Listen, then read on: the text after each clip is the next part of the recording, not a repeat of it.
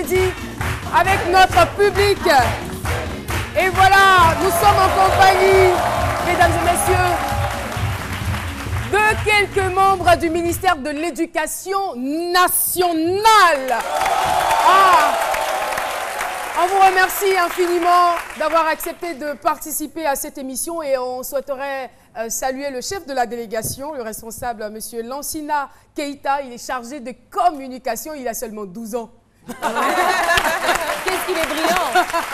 Merci de votre présence et notamment nous saluons le collège Diderot de futurs philosophes.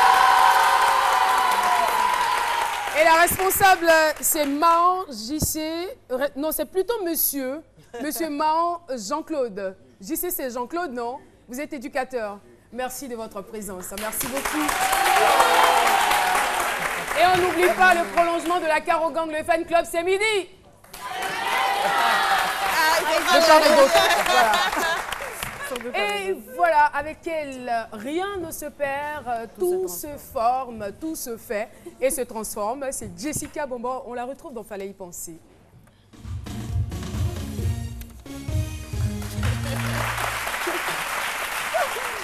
Oui, Jess.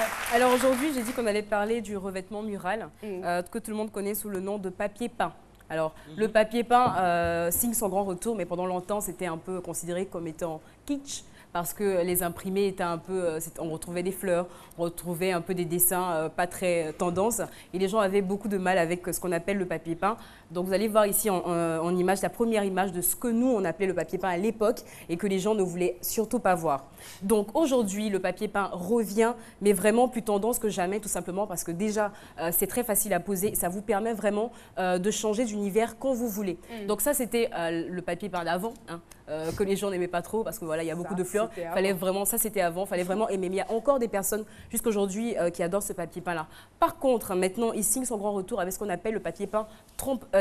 Donc, dans toute la définition, même dans le mot trompe-œil, c'est-à-dire avoir l'impression d'avoir un élément en fait, de décoration, mais qui n'est pas réel, qui est juste une impression sur un papier que vous prenez pour habiller les murs. Donc le papier peint... J'en ai vu quelque part. J'en ai vu quelque part. Pas loin, voilà.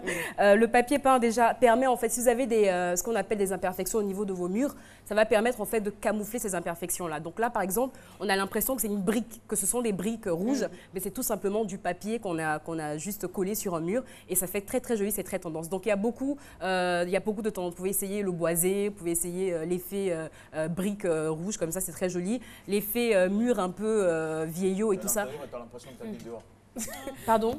Je dis qu'avec ce décor-là, tu es à l'intérieur, mais tu as l'impression que tu habites d'être dehors. Justement, c'est vraiment ça l'effet trompe-œil. Je veux dire, on ne doit pas l'adapter à l'environnement. C'est ce que je voulais dire exactement. Pour des chambres d'étudiants, voilà, on n'utiliserait pas ça. Les briques, par exemple, sont utilisées en général pour des bibliothèques, pour des bars qui font un peu un esprit un peu, je dirais pas vieillot, mais un peu classique, pour des restaurants. Après, pour les maisons, vous avez même des papiers peints qui donnent l'impression d'avoir des carreaux, en fait. Donc, c'est vraiment très, très original. Et ça va même plus loin, c'est-à-dire que vous êtes à Abidjan et vous pouvez avoir l'impression d'avoir la tour Eiffel chez vous à la maison. C'est possible. Mais finalement, vous trompez qui alors? Les convives, Jean Philo. Par exemple, ça, non mais regarde, ça c'est vraiment, c'est très très joli, c'est magnifique. Après bon, si tu es à Abidjan, que moi j'arrive, je trouve ça chez toi, je sais immédiatement qu'il y a un problème. Mais c'est quand même très très joli, ça fait quand même un effet un peu surprenant. C'est comme à l'époque les photos en Angola. Ou voilà, on met un avion derrière, tu prends photo. C'est la même, non? Ceci ne te rajeunit pas, Philo. Merci. Voilà, donc le papier peint revient a pris la place. Aussi.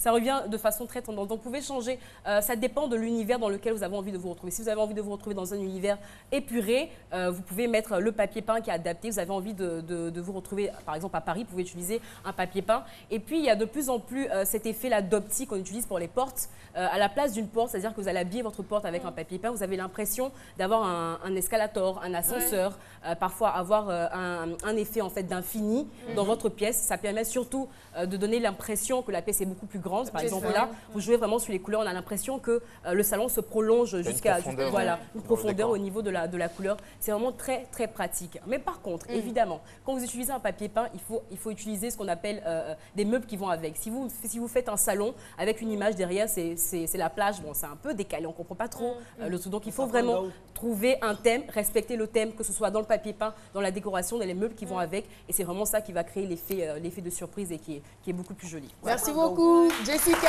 À vos papiers prêts. C'est parti, lâchez-vous. Voilà. Dernière information rapidement. Oui. Même pour habiller les salles de bain, vous pouvez utiliser le papier peint. D'accord, pour les salles de bain. Merci, c'est l'ami de Caro. Attention.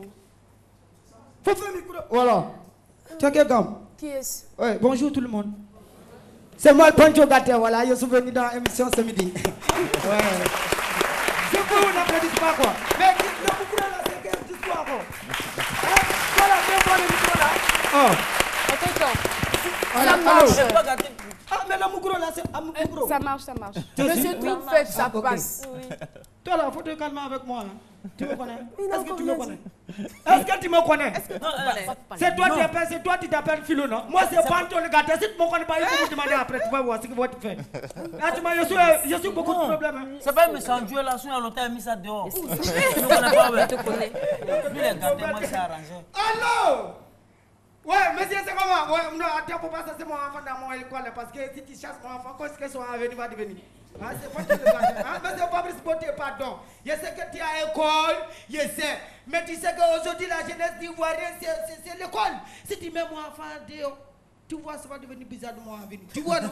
Voilà, applaudissez pour moi parce que je suis à Semini. Je te dis que je suis à Semini. Si tu crois que je mens, il faut prendre ton télécommande, tu allumes, tu vas voir par ton gâteau. Je te dis, voilà, il ne peut pas te mentir. Voilà, c'est bon.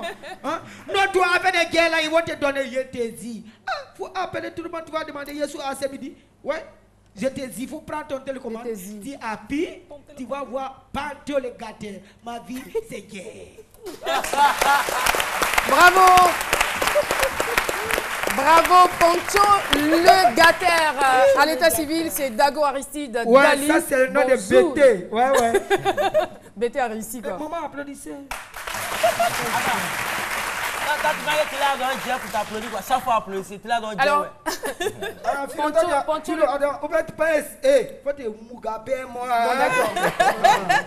Faut te Mugabe, ça veut dire quoi? C'est-à-dire que c'est tranquillisé. Ah, d'accord. Ok.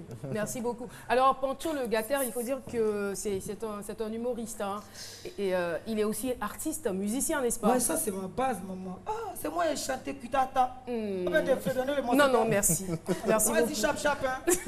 Alors, aujourd'hui, on te retrouve sur Internet, sur les réseaux sociaux. Tu postes des vidéos un peu comme L'Observateur et bien d'autres qui le font. Et toi, quelle est ta particularité? Bon, en fait, moi, c'est la musique, en fait. Au départ, voilà, à la base. Au départ. Donc, il y avait quelque chose qui était en moi que je ne savais pas.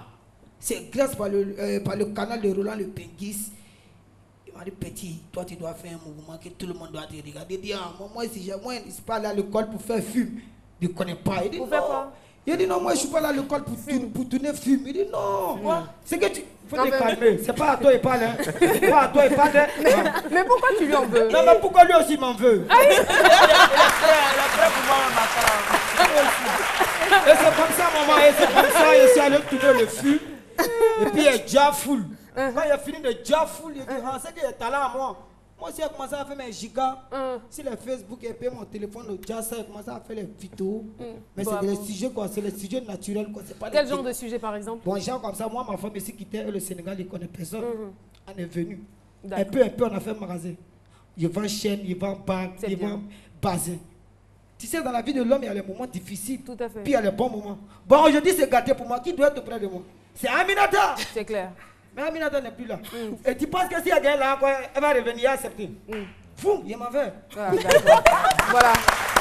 Merci beaucoup, Pancho, le Gâter. Merci d'être venu sur notre plateau. On te remercie. Et puis, bien de choses à Aminata. Non, il n'y a plus bien de choses à Aminata. Bien de choses à moi parce que je suis prêt.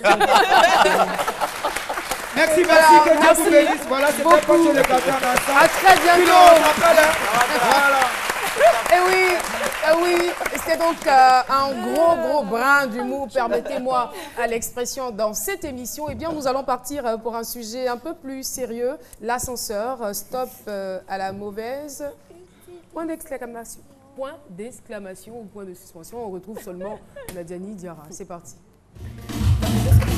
La mauvaise quoi? Utilisation. Utilisation. Donc voilà, donc tout à l'heure, hein, j'ai introduit ce sujet de l'ascenseur.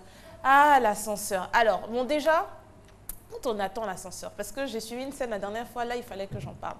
Il y a 2 boutons, d'accord? Il y a celui qui va en haut et celui qui va en bas, on est d'accord?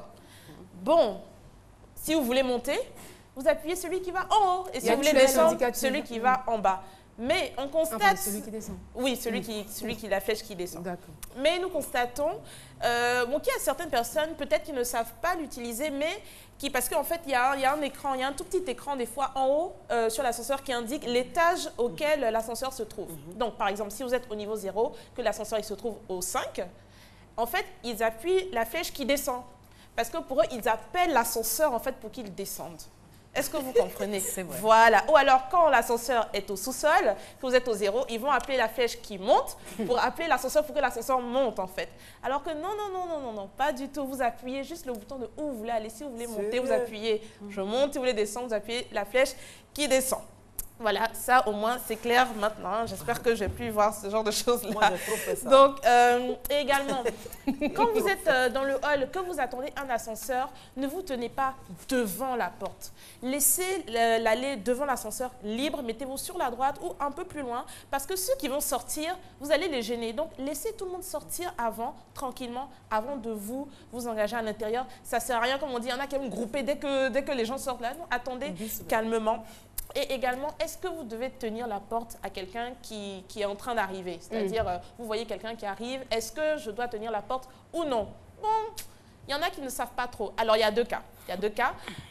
Oui, vous devez tenir la porte. Si vous êtes seul ou pas avec beaucoup de gens, ça fait poli. Mais s'il y a beaucoup de gens, ne le faites pas parce que vous perdez le temps à tout le monde. Tout le monde est pressé, c'est normal de gagner en temps. On met la main comme ça, sûrement ça. Vous tenez voilà. La porte.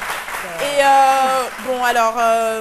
Voilà. Et également, quand on est dans l'ascenseur, vous n'êtes pas seul, faites attention, mangez, le téléphone, criez, tout ça. Déjà, ça évitez pour que le trajet soit agréable pour tout le monde. Il y a certains qui ont quand même le réseau dans la chose. On te remercie.